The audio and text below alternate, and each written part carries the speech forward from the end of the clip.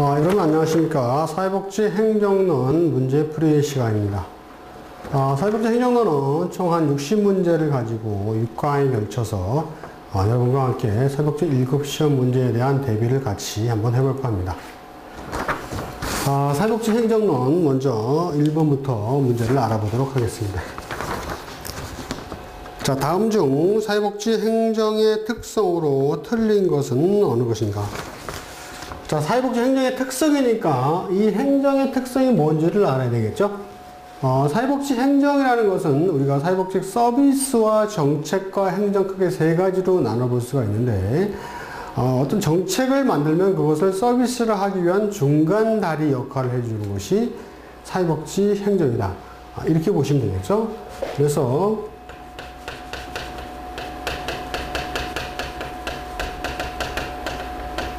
자, 사회복지 정책을 만들면, 자, 이것을 실행하는 것이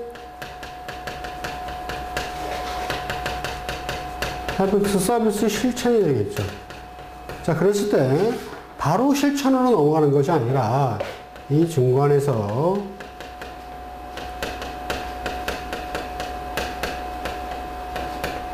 자, 사회복지 행정을 가지고 시행을 하게 되는 거죠. 자, 그랬을 때 이 특성이 뭐냐면, 자, 1번, 사회복지 조직에서 행정은 지역사회 내에 인지된 욕구를 충족시킬 수 있도록 한다. 맞죠? 자, 지역사회 내에 인지된 욕구를 충족한다. 맞는 얘기고. 2번, 사회복지 행정은 일반 행정과 관리에 관한 지식을 초월하는 범위에 있다. 자, 여기서 그 초월이라는 것은요, 일반 행정이라는 것은 사회복지 행정과 틀리게, 그렇죠. 그러니까 사회복지 행정은 일반 행정과 틀리게 가장 대상으로 하는 것이 뭐예요? 사람을 대상으로 하는 거죠. 사회복지 실전 서비스는 사람을 대상으로 하다 보니까 어떤 일반 행정과 관리에 관한 지식을 초월할 수밖에 없죠. 다음에 3번, 사회복지 행정이 이루어지는 장인 전형적인 사회복지 조직은 일반적으로 지역사회를 대표하는 이사회를 갖고 있다. 그래서 사회복지 행정이 이루어지는 그 사회복지 이 조직은 다 이사회가 구성되어 있습니다. 자, 4번. 모든 직원들이 행정과정에서 참여하는 것보다 기획가에 의한 기획이 전체 조직사회에 영향을 미친다. 자, 사회복지 행정의 그 특징이 이 모든 직원들이 조직에 참여하는 거죠. 그래서 그 조직에 참여하는 직원들의 동기부여도 일으키고 소속감도 일으키고, 그래서 관리와 지식을 초월하는 사람을 대상으로 하는 사회복지 행정에 있어서는 모든 직원이 참여하는 것이 좋습니다. 자, 그러면 4번이 잘못된 얘기네요. 5번, 사회복지 행정은 조직의 생존을 위해 자원의 적자 운영을 피해야 된다. 이건 맞습니다. 자, 이것은 무슨 얘기냐면, 일반 행정 같은 경우는 회계복지나 예산에서 적자 운영이 날 수도 있습니다. 하지만 사회복지 조직은 제한된 예산에 그 예산에 맞는 틀에 맞는 하나의 패러다임이 있죠. 이 틀이 있기 때문에 이 틀에 딱 맞춰서 진행을 해야 되게끔 되어 있습니다. 반면에 일반 행정은 어떤 법령에 따라서 적자가 날 수도 있죠. 자, 1번은 4번이 잘못된 내용이 되겠고요.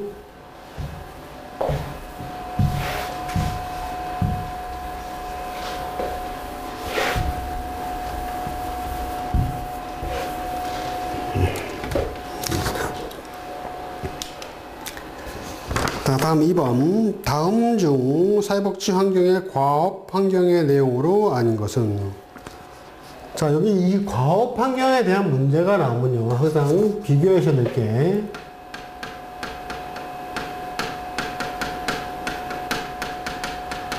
이 일반 환경입니다.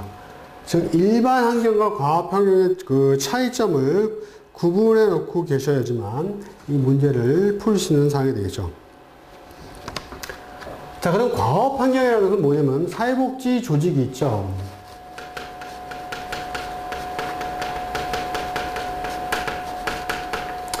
자, 사회복지 조직은 항상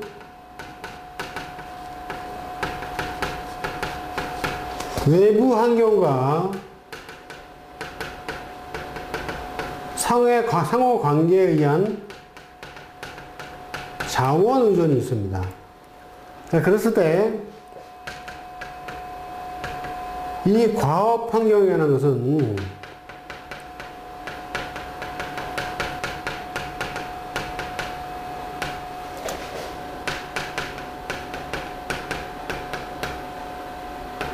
사회복지 조직이 직접 관련된 부분을 과업 환경이라고 할 수 있습니다.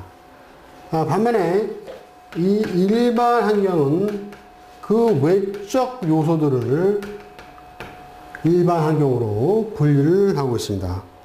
자, 문제를 보면서 좀 더 알아보죠. 자, 재정 자원의 제공자 2번 클라이언트 및 클라이언트의 제공자, 그 다음에 3번 보충적 서비스 제공자, 4번 정당성과 권위의 제공자, 자, 5번 인구학적 요건, 사회 인구학적 요건. 자, 과업 환경의 내용으로 아닌 것은, 자, 조직의 목적 달성에 직접적으로 영향을 미친 조직 경계 밖의 요인들, 지역사회 내외 다른 조직과 클라이언트 집단을 포함하는 이런 부분들. 그래서 여기서 이 부분은 조직에 직접적으로 영향을 미치죠. 재정을 자원하고 클라이언트와 클라이언트 제공자, 보충적 서비스, 그 다음에 정정성과 권위의 제공자. 이것은 뭐예요? 외부 환경 자원 의존에 있어서 사회복지 조직이 직접적으로 관련돼서 나가는 부분입니다. 반면에 사회 인구학적인이라는 조건은 어떤 그 인구 구성적인 측면을 얘기하는 거니까 이것은 뭐예요? 일반 환경이 되겠죠. 그래서 여기서는 이 부분이 틀립니다. 그래서 과업 환경과 일반 환경의 구분을 뚜렷이 잘 했을 때 가장 중요한 팁은 우리가 기관에 속해 있는 이 기관 자체에 직접적인 영향이 있느냐. 그랬을 때는 과업 환경이 되겠고, 그 외의 영향들이 간접적인 부분이 있으면 이것은 일반 환경이 된다. 자, 이 팁을 가지고 과업 환경과 일반 환경을 구분해 놓으시면 되겠습니다.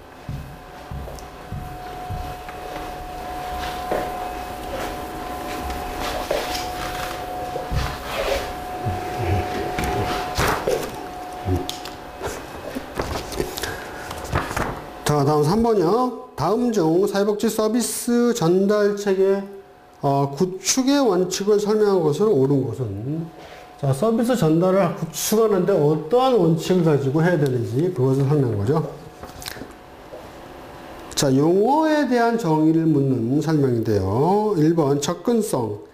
다양하고 복잡한 문제들을 동시에 또는 순차적으로 해결하기 위해서 다각적인 서비스를 필요로 한다. 자, 이 다각적인 서비스를 필요로 한다는 것은 여러 가지 다양한 방면의 서비스죠. 이것은 접근성보다는 뭐에 가깝다? 포괄성적인 측면에 가깝게 봐야 되겠죠. 자, 2번 통합성. 문제를 해결하기 위해서 기관 간의 서비스가 유기적으로 연계하여 제공되어야 한다. 자, 유기적으로 연계해서 제공되어야 된다는 것은 하나의 어떤 톱니바퀴적인 역할을 생각하시면 돼요. 자, 기아가 작은 기아가 있고 큰 기아가 있어서 서로 상호 간에 이 기아 부분이 잘 연결이 돼야 바퀴가 잘 굴러가겠죠. 자, 이런 식으로 유기적인 연계가 되도록 제공한다. 이것이 뭐예요? 통합성이다. 자, 이것은 맞는 내용이 되겠죠. 자, 한번 평등성. 사회복지 서비스는 기본적으로 성별, 연령, 소득, 지역, 종교, 지위에 따라 모든 국민에게 제공되어야 된다.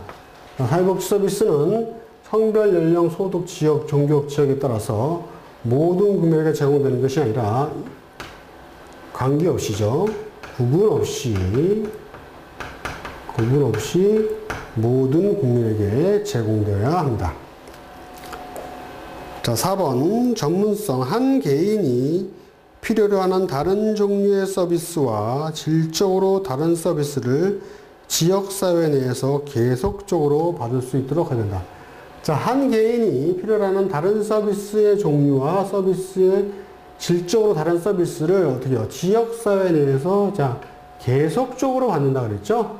자, 이것은 전문성이 아니라 지속성이 되겠죠.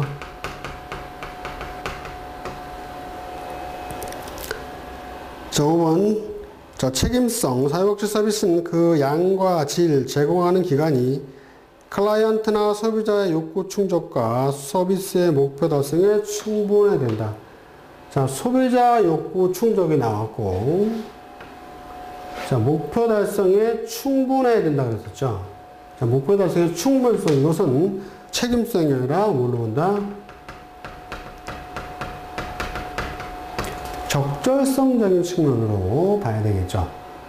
자, 그럼 일단 2번이 맞고, 나머지는 틀린 내용인데, 자, 접근성이나 뭐 평등성, 전문성, 책임성에 대한 부분도 알아두셔야 되겠고, 포괄성, 지속성, 적절성, 이런 부분까지 전체적으로 해가지고, 전달체계 구축 원칙이 무엇인가에 대해서 필히 알고 계셔야 될 내용입니다.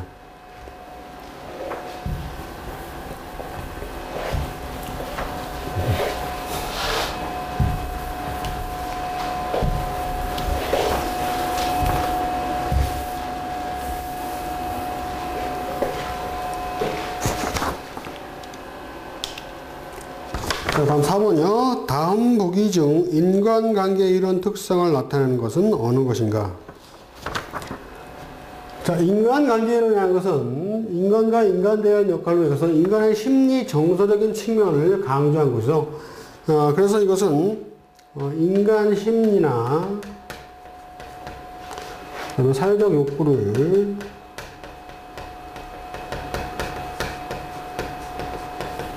중시했죠. 그래서 호손 실험에서 나타난 건데, 자, 명확하고 고도로 전문화된 업무를 분업한다. 자, 이것은 인간관계가 아니라 뭐였었죠?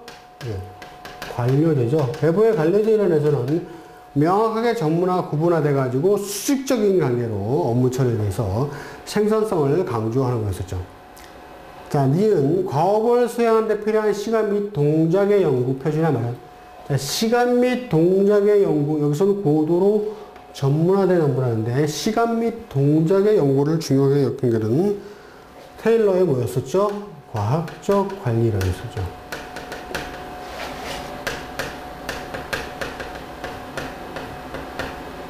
과학적 관리론이 시간과 동작 연구의 표준화를 마련해서 생산성을 최대한 높일 수 있게끔 만든 것이었죠. 자, 티귿 과학적 관리를 인간에 접목시켰다. 자, 이것도 혼동하실 수가 있는데, 이 과학적 관리를 인간에 접목시켰다는 것은 그 상황에 따라서 인간과 접목시킨 내용을 얘기하는 겁니다. 그래서 이것은 상황이론이 되겠죠.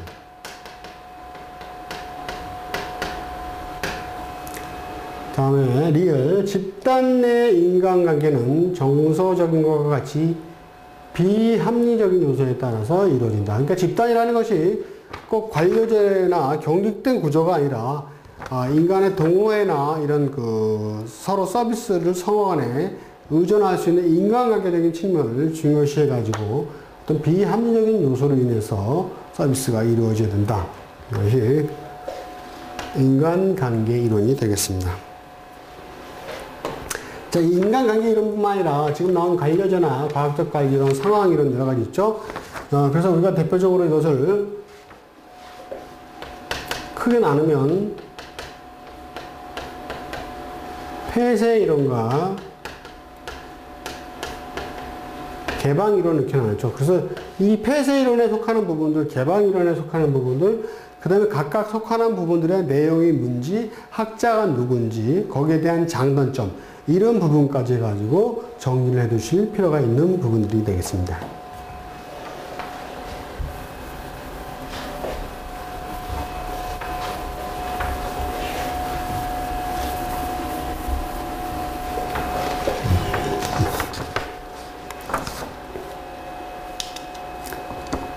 다음 이제 5번이죠. 자, 다음 보기 중 사회복지 행정 이념에 대한 설명으로 맞는 것은 행정 이념이요. 자, 사회복지 행정 이념으로서는 공평성, 접근성, 효과성, 효율성, 권리성이 있다. 자, 행정의 이념에는 우리가 크게 네 가지로 구분을 해볼 수가 있는데요. 자, 공평성 맞고요. 효과, 효율성 맞습니다. 그런데 이 접근성과 권리성은 해당이 되지 않고요. 편의성이 들어갈 수 있어요. 자, 니은 형평성과 편익성은 보편주의와 조화를 이룬다. 자, 형평성, 편익성은 보편주의와 조화를 이룬다. 자, 이거 일단 맞는 내용이고요. 효과, 효율, 권리성은 선별주의와 조화를 이룬다. 자, 효과와 효율성은 선별주의와 맞습니다. 그런데 이 권리성은 아니죠. 개인이 갖고 있는 권리, 그러니까 사회에서 시민권적인 측면이니까. 자, 리을 사회복지 행정이 지향하고자 하는 최고의 가치와 정신을 말한다. 자, 이것은 맞는 내용이죠. 자, 그러면 이 부분을 다시 좀 설명하면요.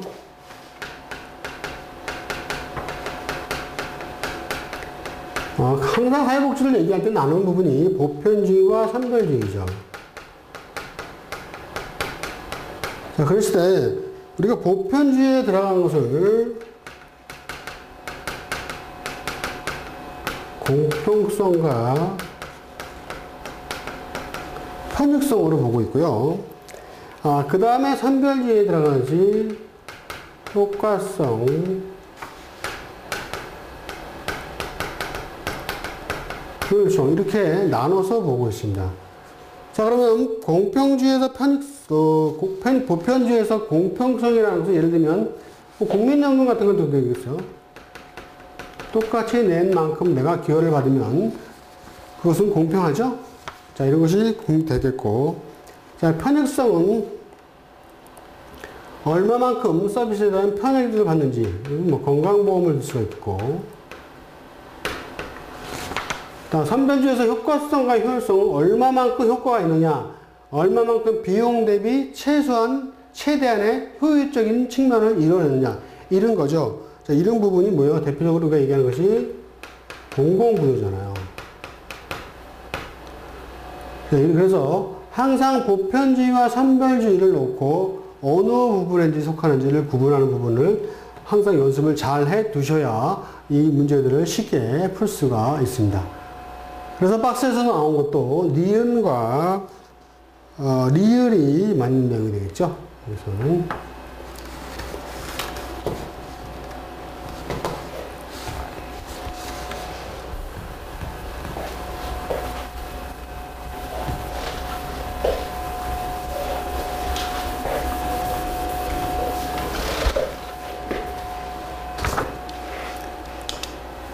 자, 다음 6번. 다음 중 공공부문 중 중앙정부의 단점으로 틀린 것은 어느 것인가? 자, 우리가 이 중앙정부의 단점이라는 문제를 가지고 나왔는데요. 항상 생각하셔야 될 게, 이 중앙정부가 있으면 어디가 있어요? 예, 지방정부가 있죠. 또 그 다음에 민간단체가 있죠. 자, 중앙정부의 장단점, 민간정부의 장단점, 지방자치단체, 지방정부의 장단점, 이런 부분을 가지고 문제가 혼합해서 항상 출제가 되니까, 그런 부분을 정확하게 구분을 해 두시는 연습을 하셔야 됩니다. 자, 단점이니까 1번, 규모 경제 효과가 적어서 사회보험 측면에서 기술적인 불리성이다. 자, 규모 경제를 하기 위해서는 뭐가 있어야 돼요? 재정이 필요하죠? 재정이 제일 많은 데는 어디예요? 중앙정부죠. 그런데 효과가 적어서 기술적 측면에서 불리성이 있다 보니까, 자, 이 부분은 잘못된 부분이죠. 일단은 이게 틀렸고, 자, 규모의 경제 효과가 적어서 사회보험 측면에서 기술적으로 불리성을 가지고 있는 것은 지방정부의 단점이 되겠죠.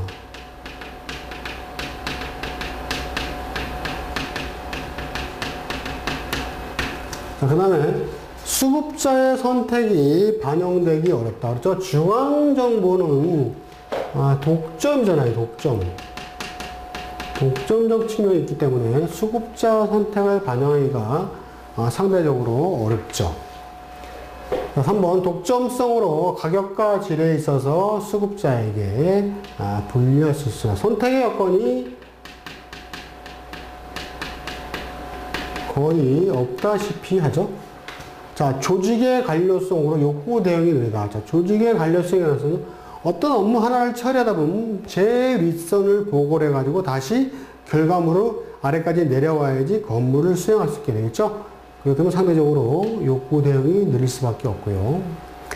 자, 상위 하단식 수직적 전달 체계로 업무의 자율성이 부족하다. 이 관료제죠. 중앙정부의 병폐적인 측면 하나가 이 관료제잖아요. 그래서 나머지는 다 맞는 내용이 되겠습니다.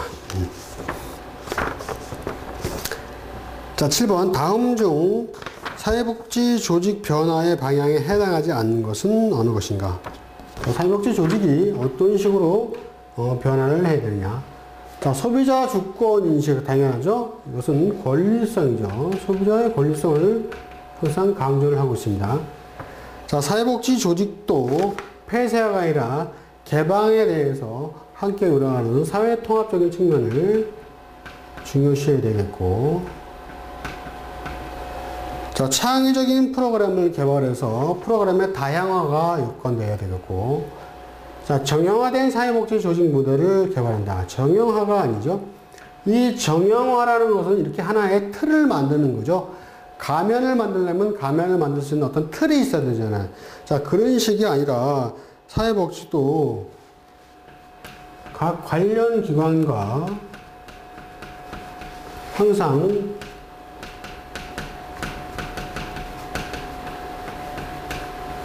협력체제를 구축해 나갈 수 있는 방안이 필요하죠. 자, 일단 이것은 방향이 아니네요. 그 다음에 전문성과 전문직을 한다. 당연하죠. 전문성과 전문직을 강화해서 사회복지 서비스를 시행하는데 창의적인 프로그램 개발과 그들 소비자, 즉 클라이언트죠. 클라이언트의 어떤 주권, 시민권적 권리를 외부로 대변할 수 있는 그런 역할이 필요하겠죠.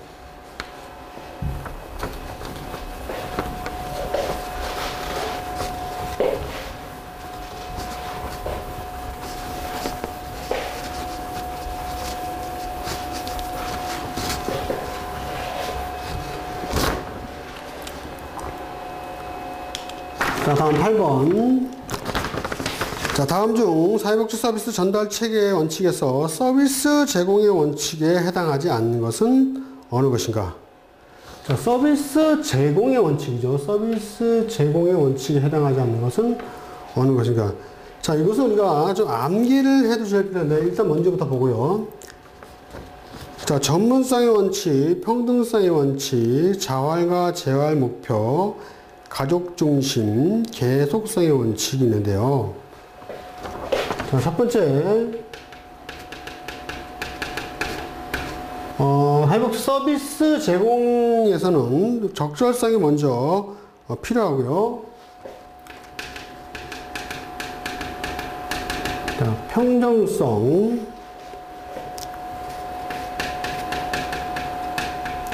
자, 자활과 재활의 원칙이 필요하겠고,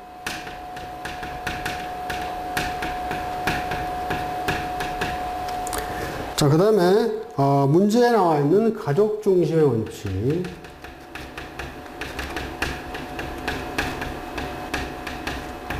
그 다음에 지속성, 계속성이죠. 지속성, 계속성으로 볼 수 있고요. 그 다음 포괄성. 자, 이러한 부분이 사회복지에서 사회복지 서비스 전달 체계에서 서비스 제공의 원칙에 해당되는 겁니다. 그래서 이 부분은 암기를 해 두시면 좋겠습니다. 물론 각 부분에 대한 용어적인 내용도 당연히 잘 알아두셔야 되겠고요.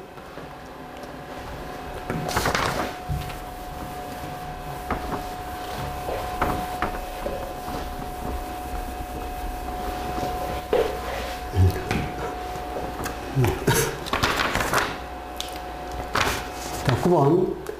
다음 보기에 해당하는 것은 조직 이론 중 무슨 이론인가? 자, 기억. 조직화에는 유일한 최선의 방법이 없으며 조직화는 상황에 따라서 결정되어야 된다.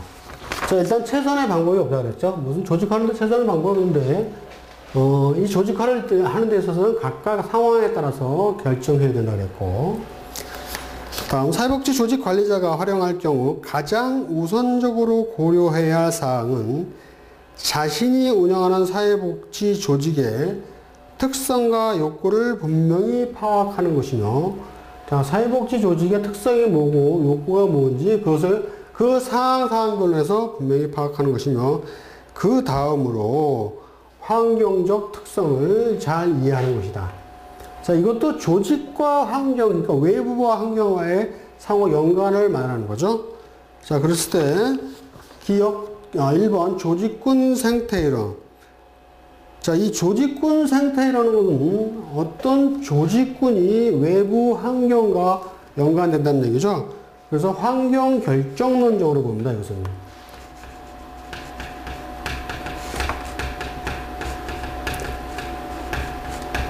각각 그 환경에 의해서 이 조직이 생존하느냐 아니면 사멸하느냐, 이것이 환경에 달렸다는 얘기고, 자, 2번 상황 적합이론. 이것은 이제 구조 상황이라는데 조직이 환경에 적합해야 효과적이다. 자, 환경적 특성을 이해하고 상황에 따라서 결정돼야 되는 거니까 조직이 환경에 적합이로다. 자, 일단 2번이 여기서 맞는 내용이 되겠죠? 자, 3번 인간관계 이론은 인간과 인간에 대해서 정서적인 측면을 강조하는 거였고, 자, 테일러의 과학적 관리 이론도 폐쇄적인 측면으로서 업무의 관료적인 측면과 어떤 생산적인 측면만 강조했고, 자, 균릭의 공공행정론도 마찬가지로 행정적인 측면에서 생산을 강조했다. 그래서 이 문제를 푸실 때는 첫 번째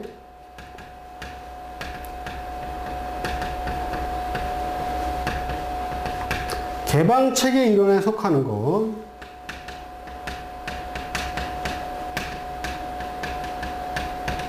폐쇄체계 이론에 속하는 것을 먼저 구분하셔야 되겠고요. 자, 그 구분해서 내용들에 대한 용어 정의가 명확하게 잘 되어 있어야 각 부분들의 문제를 풀 수 있고, 특히 개방체계 같은 경우는 각 이론별로 해가지고 혼동되는 부분이 많기 때문에 정리를 잘 해두셔야 되겠습니다. 자, 상황 적합 이론을 묻는 문제였고요.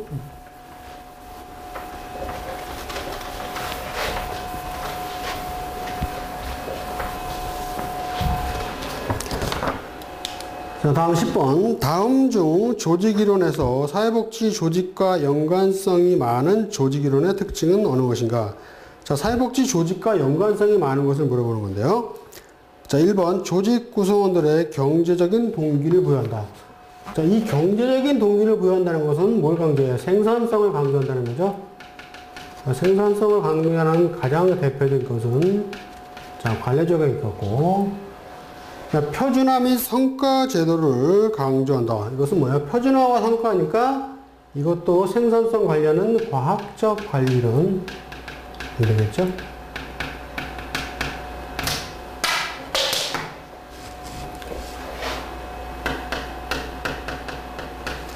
그 다음에 차별 성과를 제도한다. 이것도 마찬가지로 과학적 관리론 되겠죠?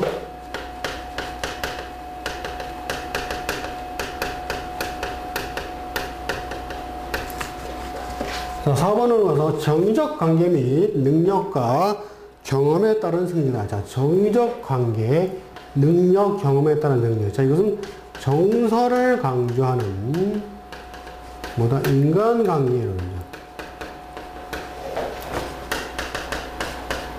사회적 서비스에서는 이 인간관계라든지 사회복지 서비스에는 상당히 중요시되고 있죠. 자, 일단 4번이 맞는 내용이네요. 자, 실적에 따른 승진을 강조한다. 이것도 마찬가지로 관련되어야 되겠죠.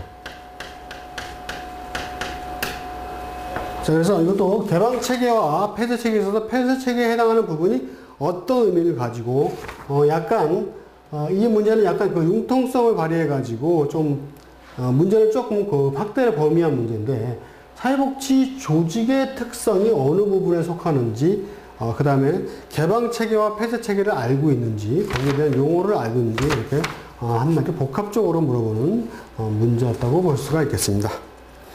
자, 이번 시간은 여기까지 문제를 풀어봤고요. 문제 하나하나 체킹하시면서 그 지문에 나와 있는 부분에 대해서 별도 부분까지 잘 정리를 하셔서 좋은 성과가 있도록 열심히 공부하시길 바라겠습니다.